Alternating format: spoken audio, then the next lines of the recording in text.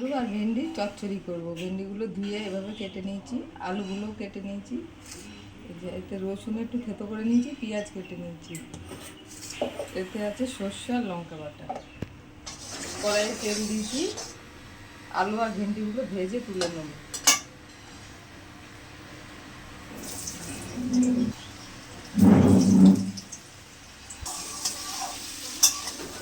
ভালো করে একটু হলুদ দিলাম, একটু লবণ দিলাম, আলু ভেন্ডি দুটোই হলুদ লবণ দিয়ে ভেজে নেব।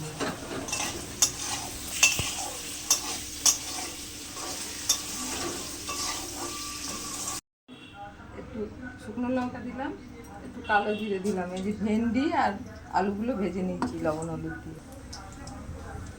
রসুন দিলাম থেতো করে ফোড়নে, রসুনটা একটু লাল করে ভেজে নেবো, তারপরে পেঁয়াজ দেবো।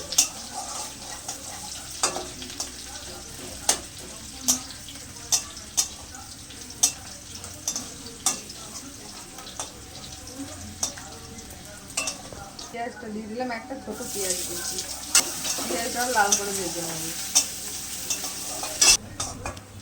ভাজা হয়ে গেছে, এবার এই যে ভেন্ডি আর আলু ভাজাটা দিয়ে দিলাম।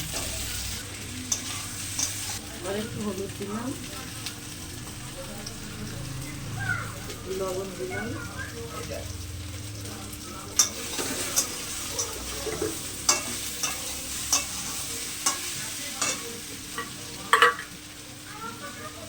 একটু গুড় দিলাম,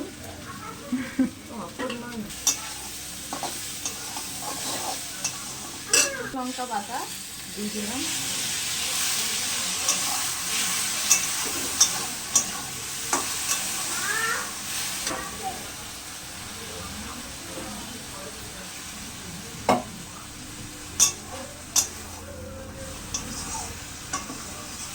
কষিয়ে নেব, কষাবো, তারপর দিয়ে দেবো।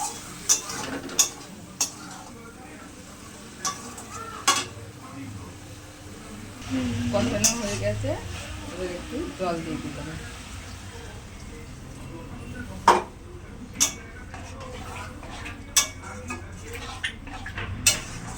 এবার ঢাকা দিয়ে দেবো 5 মিনিট মতো।